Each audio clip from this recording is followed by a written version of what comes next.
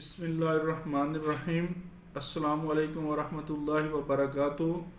आज हम पढ़ते हैं एनाटॉमी का लेसन नंबर 2 यानी सबक नंबर 2। एनाटॉमी टर्म्स के एनाटॉमी टर्म्स क्या हैं, इस्तिलाहात क्या हैं, एनाटॉमी की इस्तिलाहात क्या हैं।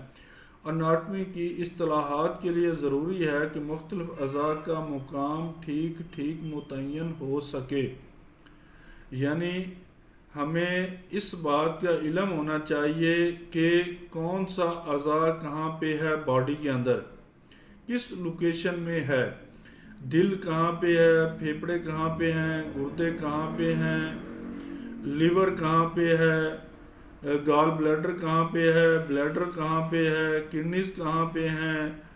इन तमाम की लोकेशन का हमें सही अंदाज़ा होना चाहिए कि जहाँ पेशेंट हाथ रखे तो हमें अंदाज़ा हो, सही सही हम मुतय्यन कर सकें, सही सही हम बता सकें यहाँ पे कौन सा अज़ा है। उसके मुतल्लिक़ तमाम मालूमात ये एनाटॉमी में आता है और इनके बारे में ज़रूरी तफसीलात सेहत के साथ बयान की जा सकें, यानी किडनी का पेन कहाँ से कहाँ तक हो सकता है, लिवर का पेन कहाँ से कहाँ तक हो सकता है, बीमारी के हवाले से उनकी लोकेशन का भी सही अंदाज़ा होना चाहिए। गॉल ब्लैडर का पेन कहाँ से कहाँ तक जा सकता है, हार्ट का पेन कहाँ से कहाँ जा सकता है, उसकी लोकेशन के लिए ये एनाटॉमी का इल्म होना ज़रूरी है। ये सारी इस्तिलाहात हैं, अनाटमी की टर्म्स हैं एनाटॉमी की। अगर जिस्म के सीधे हिस्से का मुताला किया जा रहा है तो मुताले के लिए किसी फ़र्द को बिलमुकाबल सीधा खड़ा होना पड़ता है, यानी अगर आप किसी जिस्म का मुताला कर रहे हैं तो पहले उसको समझने के लिए हमें इंसान को सीधा खड़ा होना पड़ता है, बिल्कुल सीधा खड़ा करना पड़ता है। उसकी मिसाल मैं आपको थोड़ी सी समझाता हूँ कि ऐसे ये देखें, बिल्कुल सामने ये जो हथेलियाँ ये भी इस तरह सामने हो, पाँव भी आगे सीधे सामने हो, चेहरा भी सामने हो, इस तरह सीधा इस खड़ा होना है। फिर उसकी लोकेशन का इल्म होगा। उसका चेहरा सामने की तरफ, बाजू जिस्म से लगे हुए और हथेलियाँ सामने की तरफ। इस वजह में खड़े हुए ज़ेरे मुताला जिस्म को एनाटॉमिकल पोजीशन कहते हैं। जब आप इस तरह सीधे खड़े होंगे या किसी को सीधा खड़ा करेंगे तो फिर उसकी आप पोजीशन को, उस जो पोजीशन में खड़ा किया उसको एनाटॉमिकल पोजीशन कहते हैं। एनाटॉमिकल पोजीशन में खड़ा करके फिर आप लोकेशन को समझने की कोशिश करेंगे तो अच्छी तरह से लोकेशन समझ आ जाएगी।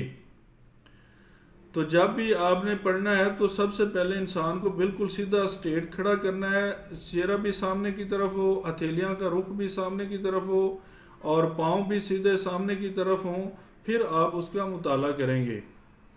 तो आगे हम चलते हैं, थोड़ा सा मैं आपको बताता हूँ फिर इसकी पोजीशनों को, तो इंशाल्लाह मज़ीद समझ आ जाएगी आगे जैसे जैसे बढ़ते जाएंगे।